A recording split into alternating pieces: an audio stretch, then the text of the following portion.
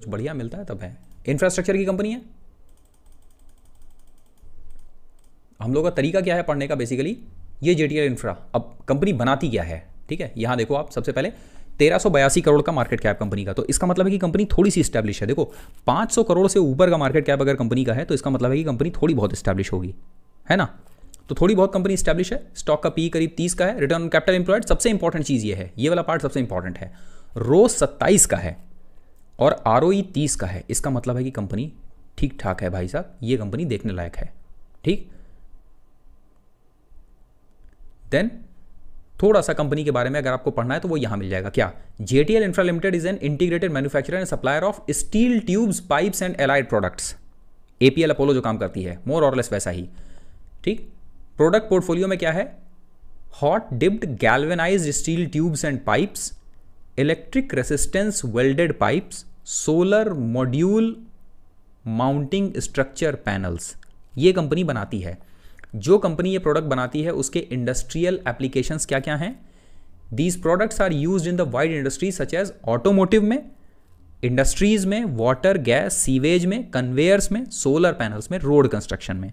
अब इनके क्लाइंट कौन कौन से हैं आप ये सुनो। इस कंपनी के client, JTL holding, it's already 7x for me now. इस कंपनी के क्लाइंट्स हैं टाटा मोटर, हर घर जल जो ये गवर्नमेंट ने शुरू की है policy, Sterling and Wilson, IGL, Ashok Leyland, HPCL, IOCL, SAIL, NTPC. तो बड़ी कंपनीज जो हैं वो बहुत सारे इसके कंपनी के क्लाइंट्स हैं। अब ये मज़ेदार चीज़ है, अब इस कंपनी को हम लोग क्या करेंगे, एक बार ज़रा तिजोरी पर देखते हैं, थोड़ा सा इसके बारे में डेटा मिलेगा। अब इसमें इंपॉर्टेंट क्या है?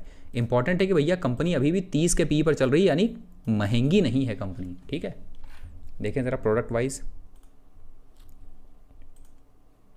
ये मिला। सो प्रोडक्ट वाइज ब्रेकअप में आप देखोगे तो गैल्वेनाइज्ड पाइप 42% है और सोलर स्ट्रक्चर जो है वो तकरीबन 10% है कंपनी का प्रोडक्ट, ठीक। देन कंपनी का जो लोकेशन वाइज ब्रेकअप है उसमें क्या है, इंटरनेशनल मार्केट में भी है कंपनी और इंडियन मार्केट में भी है, ठीक है। तकरीबन 15% रेस्ट ऑफ द वर्ल्ड है और एसेट्स जो हैं वो सारे के सारे इनके इंडिया के अंदर हैं, ठीक है। दैट्स इट, इतना इन्फॉर्मेशन सफिशिएंट है। अब चलते हैं कंपनी के डेटा की तरफ, ठीक है, जिनमें कंपनी की वेबसाइट में देखते हैं कंपनी के प्रोडक्ट्स। ये रहे प्रोडक्ट, अभी बदल जाएगा।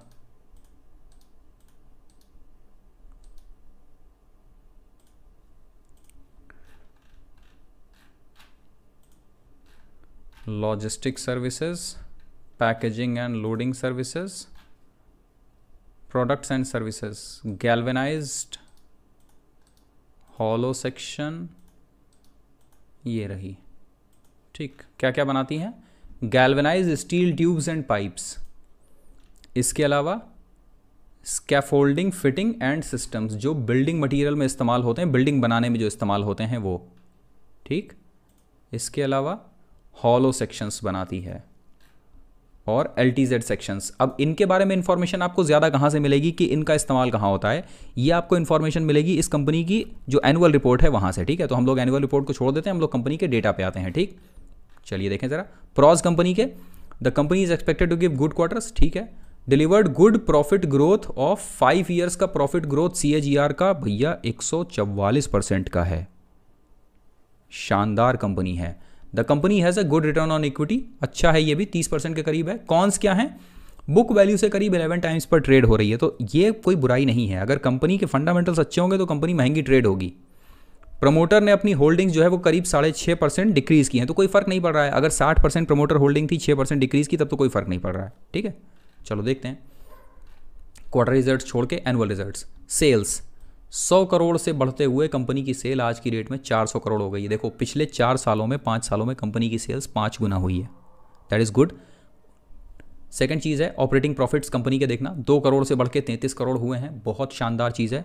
मार्जिन्स 2% से बढ़ के 8%, जिनमें सबसे इंपॉर्टेंट चीज़ क्या है कि धीरे धीरे कंसिस्टेंट हो रहे हैं मार्जिन।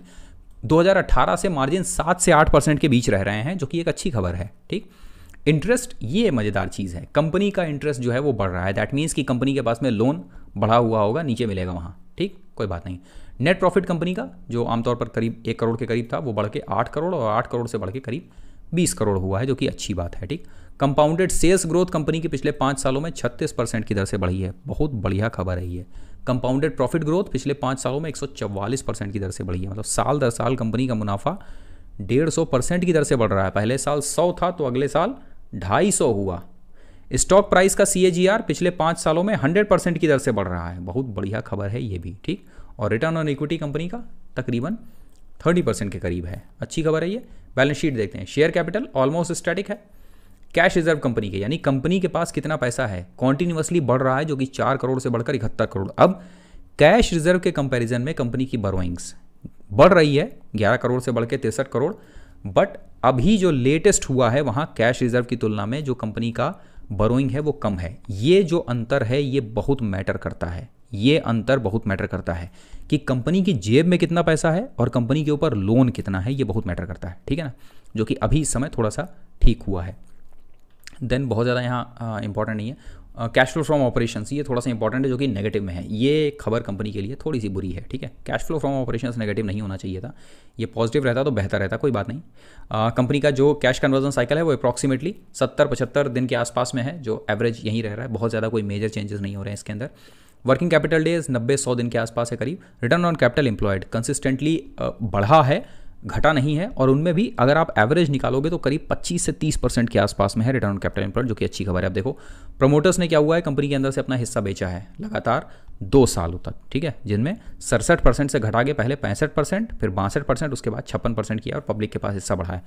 ओवरऑल कैटेगराइजेशन अच्छा है। कंपनी ओवरऑल जो डेटा है, इस डेटा के हिसाब से कंपनी बढ़िया है। अब देखते हैं कंपनी को चार्ट्स के ऊपर। नाउ ये कंपनी का 10 साल का चार्ट पैटर्न है, जिसमें दिसंबर 2020 में कंपनी अचानक से रीरेट हुई है। रनअप दिख रहा है ना, कब 24 रुपये से बढ़ के 234 रुपये, करीब 10 गुनी हो गई है कंपनी। और ये चेंजेस हुए क्यों? पिछले 1.5 साल के अंदर अचानक से ऐसा क्या बदल गया है इस कंपनी के अंदर? तो ये वाला पर्टिकुलर पार्ट जो है, ये पार्ट ने सब कुछ बदला, और ऊपर से कोविड के बाद में ये जो पर्टिकुलर चेंजेस हुए इस वजह से, ठीक है। अब इसके अंदर करना क्या है, ये कंपनी अच्छी है, पढ़ने लायक है, तो इसको हम लोग क्या करेंगे, जो अपना रेडार है उसके ऊपर रख लेते हैं और इसको डिटेल में पढ़ेंगे।